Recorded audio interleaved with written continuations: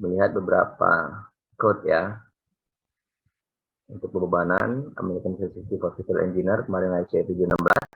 Kemarin kita beberapa kali menampilkan IC itu gitu ya, yang terpecah dalam SNI-nya ada 1727/2020 untuk beban dan 1726/2019 untuk gempa gitu ya, untuk beban gempa. Sementara untuk perancangan kalau kita beton itu ACI 318/2014 atau kita SNI-nya 2847/2019 gitu ya. Kalau kita baja 360/16, kalau SNI-nya 1729/2019. Ini mungkin berkaitan dengan apa yang akan kita desain, berkaitan dengan struktur apa yang kita desain. Nah, ini misalnya kemarin kita bicara bebanan, ada beban mati, berhenti bangunan, beban hidup, tergantung dari fungsinya. Pada kasus ini misalnya kita akan membuat ada ruang yang terdiri dari kelas, perpustakaan, ruang pertemuan gitu ya, macam-macam fungsi ruangnya. Jadi kita harus eksplor beban apa saja yang akan kita pergunakan pada gedung itu gitu ya. Kemudian beban angin, ini juga sudah kita eksplor juga ya di 2 pertemuan sebelumnya. Kategori risiko bangunannya, kemudian kecepatan angin dasar, faktor arah angin, kategori eksposur, topografi, sifat angin, dan seterusnya. Kemudian kita bisa memperkirakan berapa tekanan anginnya atau menghitung berapa tekanan anginnya. Kemudian beban gempa, kita ada lokasi, di mana lokasinya, maka kita bisa mengambil peta gempanya SS, S1, dan time long periodnya, sehingga kita bisa menggambar spektra rancang ya, seperti yang sudah kita singgung beberapa kali kemarin, termasuk yang di buku rekayasa gempa. Jadi parameter desain gempa kita sudah kita tetapkan sesuai dengan KRB bangunan kita, kemudian faktor keutamaannya berkaitan dengan fungsi bangunan, kemudian hasil dari gempanya SS, S1, kemudian situs tanahnya berdasarkan situs tanah, mendapatkan FA dan FW, sehingga kita bisa mendapatkan parameter desainnya SDS dan SD1 serta T0 dan TS ya. Nah, misalnya pada kasus ini misalnya kita milihnya sistem ganda gitu. Kemudian kita akan memodelkan balok, kolom, pralantai, dinding geser kalau ada. Ini kalau sesuai dengan bangunan yang akan kita buat ya. Ini sekedar proses contoh proses aja gitu. Contoh proses dalam melakukan analisis struktur. Gitu. Kemudian kita memodelkan balok, kolom, kemudian pralantai, dinding geser kalau ada, menggunakan perangkat apa yang kita miliki gitu ya, atau yang kita bisa lakukan. Kemudian misalnya kalau kita view masing-masing denahnya, misalnya T1, ini awalnya masih prelim gitu ya, gitu. Sesuai dengan prelim kita, nanti lakukan iterasi, coba lagi sampai dia mendapatkan nilai yang efisien atau efektif gitu. Lantai 1, lantai 2 dan seterusnya gitu. Ini kita lakukan dimensi-dimensi sesuai sama prelim, bisa yang kita bikin sama atau gimana gitu ya, untuk memudahkan proses perancangan maupun proses pembuatan gitu, untuk menghindari kesulitan dalam pembacktestingan gitu. Kalau terlalu banyak variabelnya, backcasting juga terlalu macam-macam gitu. Kemudian perilakunya juga, struktur kita kekakuannya tidak distribusi kekakuan, nanti malah bikin repot gitu ya, tidak center gitu. Oke, ini kira-kira proses pemodelan struktur kita ya. Jadi kita sudah akan punya bangunannya kayak mana, kemudian kita modelkan balok, kolom, dan lantai. Umumnya kita memodelkannya di kolom dulu gitu ya, modelkannya kolom dulu. Pemodelan kolom ini mengikuti balok dulu ya.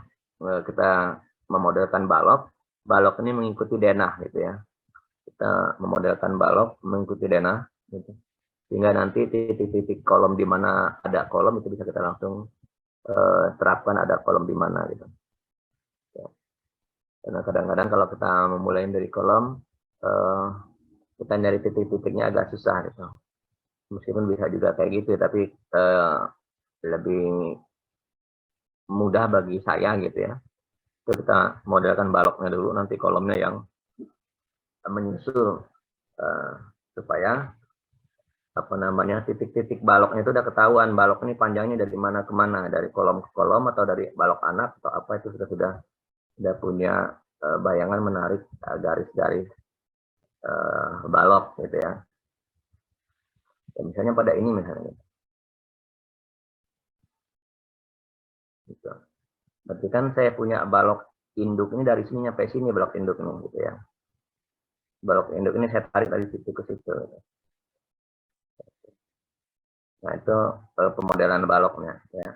Jadi balok induk ini saya tarik dari titik sini ke titik sini, yang kemudian nanti saya kasih kolom. Balok induk ini tarik dari sini ke sini ya. Ini balok induk, ini balok induk, ini balok induk. Oke. Nah, karena dimensinya cukup besar, 8 kali 6 meter gitu ya. 8 kali 6 meter, ini 8 kali 6 meter. Maka untuk efektifnya plat kita pecah gitu ya. Atau kita kasih balok anak gitu. Dalam pembalokan anaknya gitu. Ini kemudian kita belah dua gini dulu gitu ya. Baru ini dari sini ke sini dan ini dari sini ke sana gitu. Ya, jadi proses pemodelan apa namanya balok kita. Jadi balok utama yang warna hijau itu 40-70 gitu ya, 40-70, 40-70, 40-70, 40-70, 4 menghubungi. Kemudian ada balok anak. Gitu. Balok anak itu menghubungkan dari membelah yang panjang gitu ya. Yang panjang kan sisi ini, sisi timur barat yang 8 meter ya. Yang 8 meter, yang timur barat yang 8 meter ya. Yang utara selatannya ini 6 meter. 6 meter ini angkanya ya. Sehingga kita belah dua dulu yang ini menggunakan balok 30-50 gitu ya. 30-50. Kemudian berarti kan ukuran ini sekarang menjadi 4 kali 6 gitu ya, 4 kali 6. 4 kali 6 ini kemudian kita belah dua lagi menjadi 3 kali 4 dengan menggunakan balok 30-40 gitu. Jadi meskipun yang kita lakukan awalnya adalah prelim gitu ya, tapi kita sudah membayangkan proses pelaksanaan atau proses konstruksi gitu ya. Seperti ini. Di sini kita membuat variasi baloknya bertingkat ya. Di sini balok 40-70 gitu kan. Kemudian di sini balok 40-70 sama. Yang membagi dua balok ini baloknya ukurannya 30-50 B 30-50 nih ya. Oke ya. Kenapa kok kita bikin B 30-50? Pertama karena ini balok anak lebih kecil. Kedua, 50-nya ini kalau bisa itu harus lebih rendah dari 70 supaya apa? Supaya penulangannya tidak tabrakan. Demikian juga dari sini yang membelah dua lagi ini 30-45 lebih kecil dari 50 gitu ya. Lebih kecil dari 50. Memang ada beberapa pelaksanaan konstruksi yang kadang-kadang justru disamakan baloknya gitu ya. Ininya 30-50, di sininya 30-50 juga dengan asumsi bahwa buat backcastingnya lurus, rata bawahnya gitu ya. Kan kalau tinggi baloknya sama berarti backcasting nanti bawahnya sama gitu. Tapi pas masang tulangan nanti tulangannya bengkok-bengkok gitu, atau malah tulangannya terlalu atas, terlalu tinggi, tidak sesuai sama D dalam perancangan kita. Itu juga menjadi persoalan juga gitu ya. Di satu sisi maksudnya supaya memudahkan pembuatan backcasting, tapi nanti pas pemasangan tulangannya tidak sesuai pada posisi yang seharusnya. Gitu. Ya, jadi ini menjadi penting. Artinya gini, kalau kita punya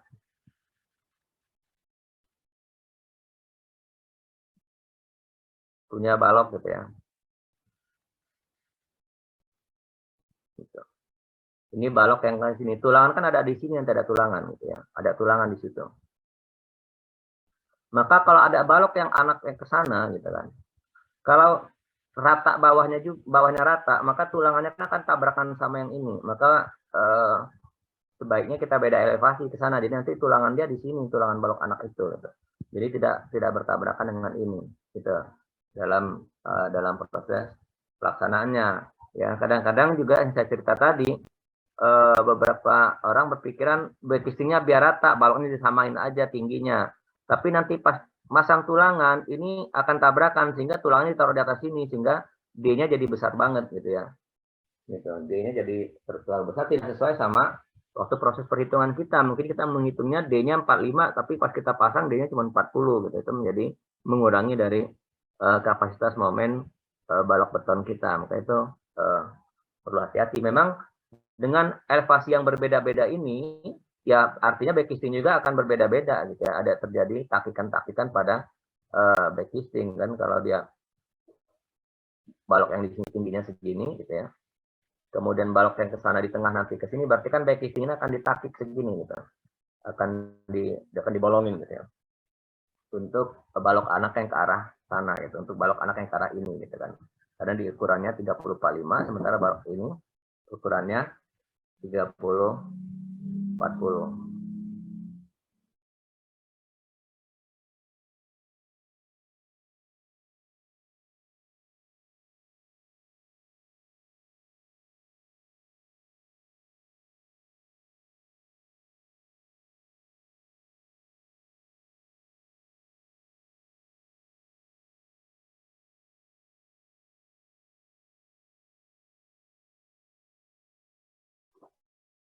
Oke ya, jadi kita proses prelim, tapi sesungguhnya kita sudah melakukan wawasan ke depan, gitu, wacana ke depan berkaitan dengan proses pelaksanaan, gitu ya.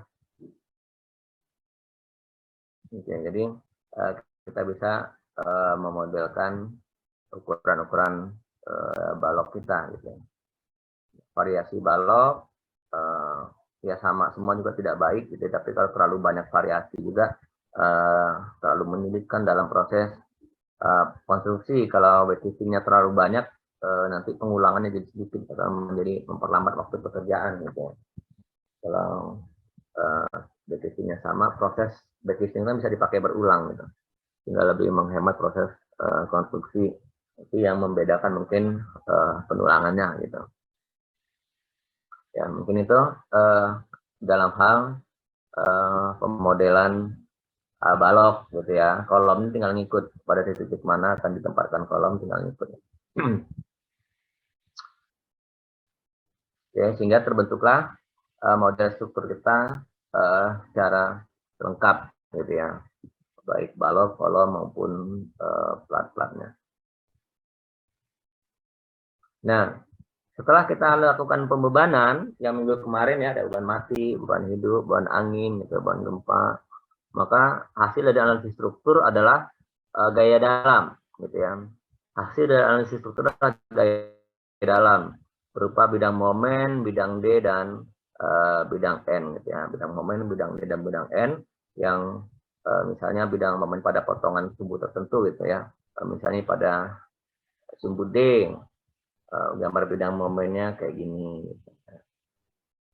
Jadi, gambar bidang momen pada sumbu 4, kayak gitu. Nah ini yang kita lakukan proses analisis struktur, gitu ya.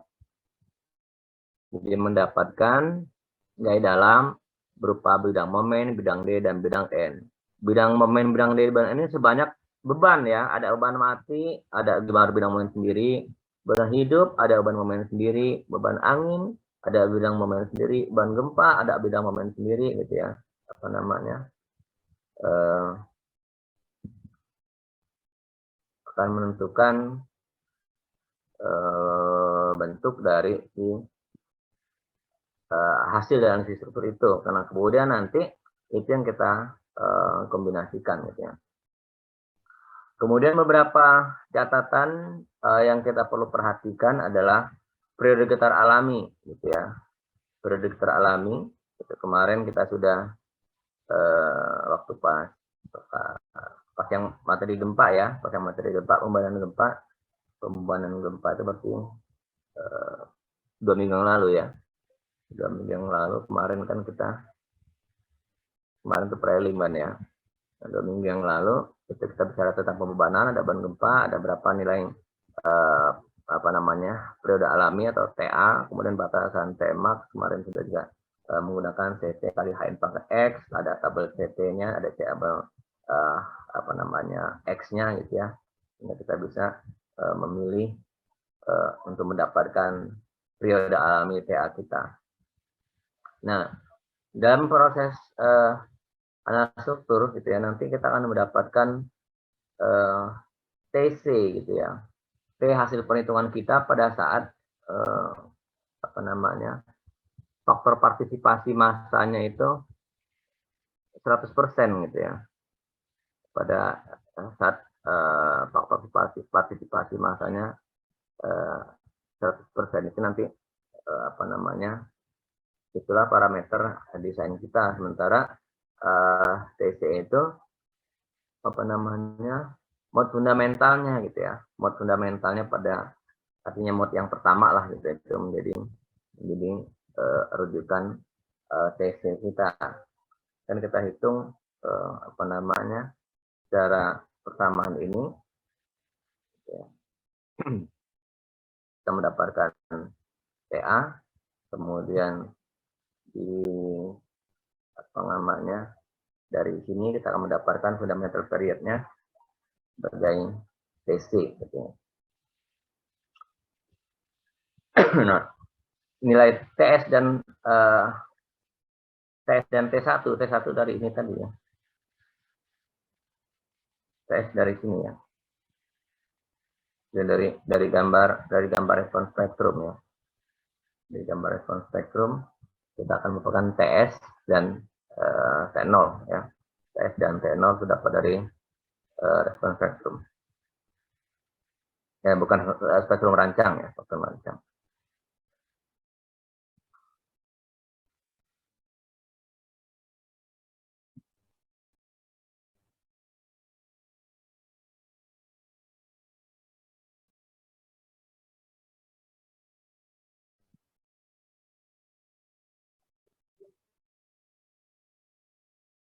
Oke, ini kemudian nilai-nilai itu akan juga menentukan apa namanya, prosedur analisis yang diizinkan ya, ada di tabel 16 apa namanya, pasien 29 2019. Nah, ini yang saya bilang kemarin, kenapa kok kita bisa kembali ke ASC 716. Kadang-kadang kayak gini wujudnya gitu ya. Biasanya kita itu ini sering terjadi kayak gini gitu ya. Ini sebenarnya ada pasal rujukan ini, tapi di sini tercetaknya pasal 0 gitu. Maka hal-hal yang kayak gini kita kesulitan nanti ini merujuknya ke pasal berapa gitu ya. Memang secara apa namanya, soft dokumen ini kalau kita klik akan masuk ke pasalnya gitu ya. Tapi di hard copy-nya itu tercetaknya pasal 0 gitu. Sebenarnya ada pasalnya gitu, sehingga kadang-kadang kita akan mengalami kesulitan sendiri kalau kita baca kayak gini. Maka saya, kalau kita di SNI 1729 kita 1726 kita ini tabel 16 gitu, kemudian di sini bunyinya kayak gini, kalau kita kesulitan membacanya maka kita bisa melihat ASC 716 gitu kan ya, berkaitan dengan bab tentang gempa gitu.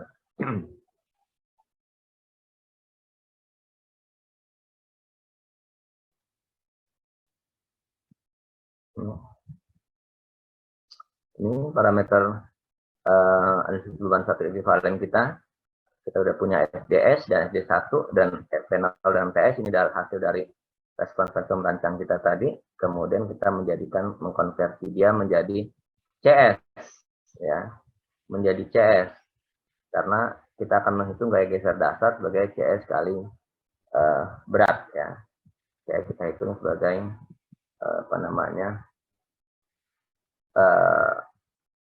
gaya geser dasar kita hitung sebagai CS kali berat. Kemudian ada batas-batasan nilai CS max dan CS min, gitu ya. CS max-nya 0,124, gitu ya. Sementara CS kita adalah 0,147, gitu ya.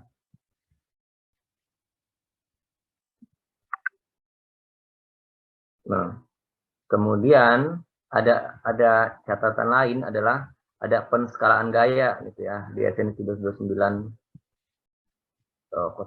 Ini 26 ya.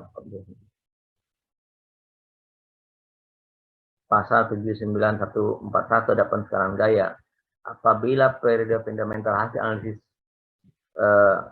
lebih besar dari CU kali TA pada suatu arah tertentu, maka periode harus diambil sebesar CU kali TA, gitu ya. Apabila kombinasi respon untuk gaya geser dasar hasil analisis kurang dari 100%, maka gaya geser datang apabila kombinasi respon untuk gaya geser dasar hasil analisis seragam, respon spektrum maksudnya, respon spektrum kurang dari 100% dari gaya geser V yang dihitung melalui metode ekivalen, maka gaya tersebut harus diskalakan atau dikalikan dengan V per VT, gitu ya. V per VT di mana V adalah gaya geser ekivalen. Nah, ini kan pasal 0 lagi nih, gitu loh. Ini yang kadang-kadang kita kesulitan melihatnya, gitu ya. Dan VT adalah gaya geser dasar yang dapat hasil analisis kombinasi ragam.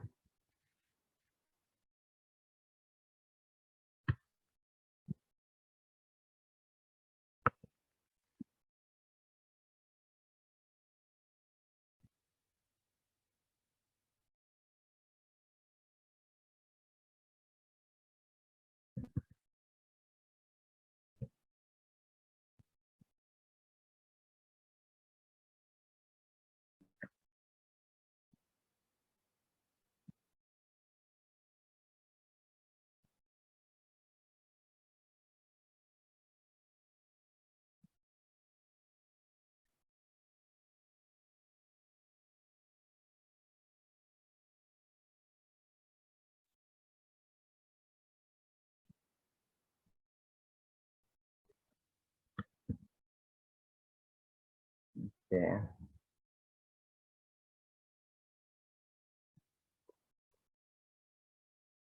Nah, maka misalnya kita hitung, gitu ya, hasil analisis respon spektrum kita.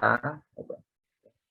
Mungkin ini Anda saat ini sebenarnya cuma melihat dulu aja ya. Anda melihat apa hal-hal yang penting harus dilakukan, karena ini kalau Anda nggak praktekkan nanti agak sulit untuk memahaminya. Jadi kalau nanti sudah dipraktekkan, gitu ya, setiap Anda praktekkan bersama dosen pengampu berikutnya, gitu ya, Anda akan ketemu kasus-kasus gini nanti setelah Anda melakukan analisis respon spektrum, nanti ketemu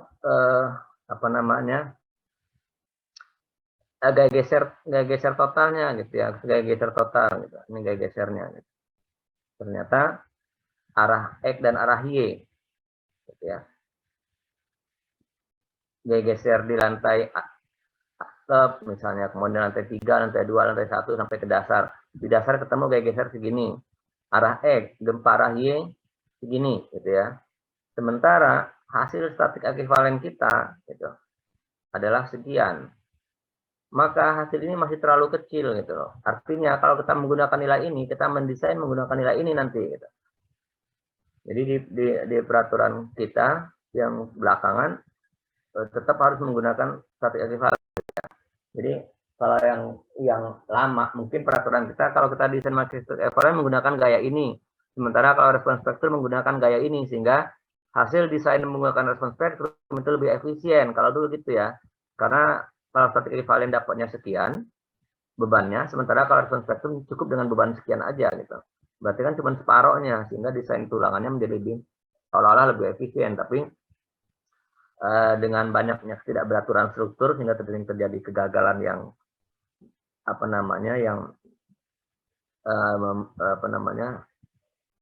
lah gitu ya, sehingga respons stat ekivalen ini menjadi rujukan dasar bahwa gaya geser itu rujukannya adalah statik ekivalen. Maka nilai ini kita kalikan lagi dengan faktor 2 gitu ya. Respons spektrumnya kita kalikan dengan faktor 2 sehingga arah X dan dengan faktor 1,6 arah Y, sehingga nanti ini kita mendapatkan hasil ini mendekati 6597 itu.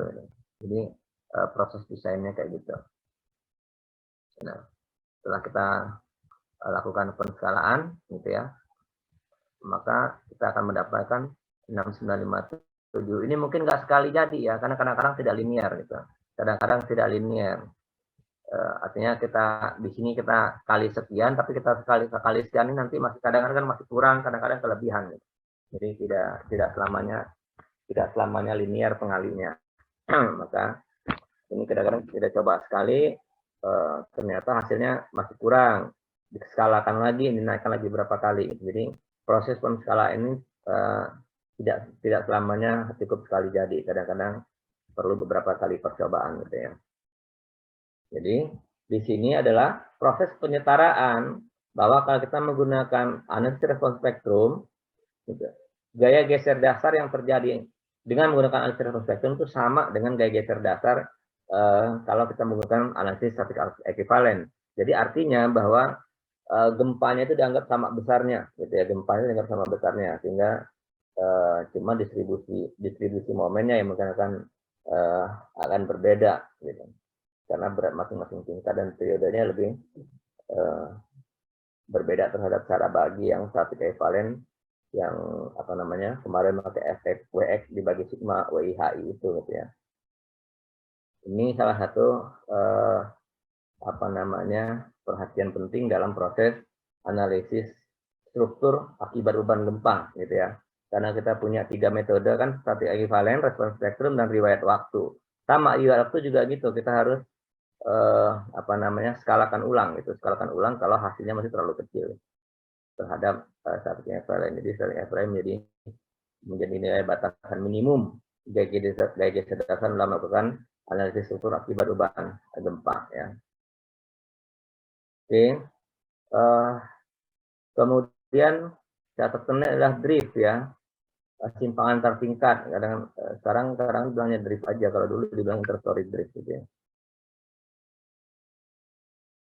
Ada simpangan antar tingkat, itu berapa batasannya gitu ya, persyaratannya 2%. Nanti hasil analisis kita itu berapa simpangan antar tingkatnya pada lantai, mungkin di lantai atap, mungkin di lantai 1, mungkin di lantai 2 karena interstory ya. Ini kan antar tingkat. Katakanlah gini, ini lantai 1, ini lantai 2, ini lantai 3. Gitu. Kalau dia dihitungnya per tingkat gini gitu loh. Ya, satu ini berapa simpangan ini gitu. Ya, berapa simpangan itu. Untuk lantai 2 ya ini interstory driftnya ini gitu. Untuk lantai 1 ya ini interstory driftnya ini gitu. Ya, jadi selisih simpangan lantai atas terhadap lantai bawahnya gitu ya. Itu kita bilangnya interstory drift. Jadi rasio antara simpangan dibagi dengan ketinggian gitu ya. Biasanya kalau tinggi kita 4 meter, ini tinggi 4 meter nih, gitu. 4 meter, maka simpangannya itu kalau syaratnya 2%, paling besar 8 cm gitu ya. Kalau 8 cm berarti kan simpangannya 2%. Ini kan 2%. Ya. Jadi kalau tinggi lantai kita 4 meter, maka simpangan antara ini dan selisih antara lantai atas dan lantai bawah ini maksimum 8 cm gitu, itu interstory drift ya. Jadi ini berkaitan dengan serviceability gitu ya. Jadi meskipun bangunan kita kuat, kalau simpangan terlalu jauh, artinya kalau ada penghuni di atas sana, kalau dia bergoyang 8 cm gitu ya, 8 cm, kalau per lantai 8 cm, kalau 10 lantai berarti 80 cm. Berarti orang yang di lantai 10 itu akan berayun sebanyak 80 cm gitu ya, lain ke kanan ke kiri 10, 80 cm, 80 cm itu lumayan terguncang sebenarnya gitu ya. Itu besar sebenarnya territory drift 2% itu. Kalau kita sudah bicara 10 lantai, 20 lantai, 40 lantai. Kalau kita bicaranya 2 lantai emang sedikit gitu, atau 1 lantai nggak begitu pengaruh. Tapi kalau kita udah bicara 40 lantai gitu, ya drift 2% itu lumayan jauh gitu. Kita ini menjadi apa namanya, salah satu yang harus kita periksa. Ya, kemudian lainnya adalah deteksi ya, kelanjutan. Berapa persyaratannya H360 misalnya gitu, L per 360 gitu ya, persyaratannya berapa, kemudian terjadi berapa.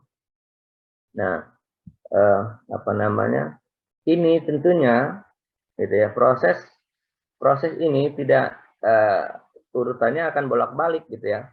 Kita meriksa apa namanya, simpangan, kita meriksa gaya geser dasar gitu kan. Itu baru menggunakan dimensi yang prelim tadi gitu. Kemudian kita desain, misalnya kita desain ternyata dimensi kita belum pas, berarti kan kita melakukan perubahan lagi gitu. Atau kadang-kadang kita misalnya merubah desain duluan, gitu. Kita hitung desainnya duluan, nanti pas sudah kita desain ternyata ukurannya berubah. Setelah kita ubah ukurannya, ya kita tetap balik lagi cek gaya geser dasar, cek apa namanya, simpangan antar tingkat. Ternyata udah bisa jadi kayak gini. Kita desain gitu ya, kita desain. Setelah kita desain, kemudian hasil prelim kita ternyata baloknya kekecilan, baloknya kebesaran, gitu. Baloknya kebesaran, sehingga kita kecilkan gitu ya. Oke, kita kecilkan. Setelah kita kecilkan, gitu. Oke, secara kekuatannya masuk gitu. Begitu kita analisis lanjutan, gitu. Begitu kita ngeliat driftnya, ternyata driftnya besar banget gitu. Ternyata driftnya tidak memenuhi, sehingga kita harus melakukan perubahan lagi gitu. Tadinya balok atau kolom yang tadi kita bilang kebesaran kita kecilin, ternyata dengan mengecilkan itu menjadikan bangunan kita terlalu lentur gitu ya, terlalu apa ngomongnya ya, terlalu lentur atau lemah lah gitu ya, sehingga driftnya terlalu besar, sehingga terpaksa kita besarin lagi gitu, kolomnya kita besarkan lagi, padahal kekuatannya sudah lebih dari cukup gitu. Jadi bisa kayak gitu ya. Jadi dalam proses desain itu kita kadang-kadang nggak cukup 2-3 kali mencoba gitu ya, dalam rangka memenuhi apa namanya, persyaratan kekuatan, kemudian persyaratan apa namanya, serviceability pelayanannya gitu. Kemudian nanti apalagi kalau sudah masuk ke sistem strukturnya, termasuk ke persyaratan struktur strong columnic beam-nya. Itu kalau kita terangkap instrumen khusus, maka kita akan memeriksa strong columnic beam-nya. Oke, memang beberapa software gitu ya, beberapa software itu ada